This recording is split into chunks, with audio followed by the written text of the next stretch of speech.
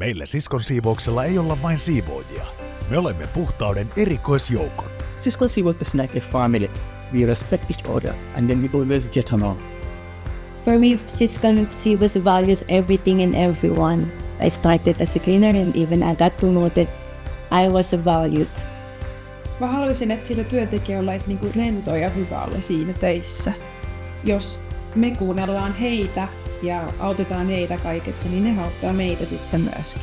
We are doing the very good things and giving the safe environment to the customers and peoples. I like my job because my colleagues are like my family. Even my supervisor supports me everything that I do.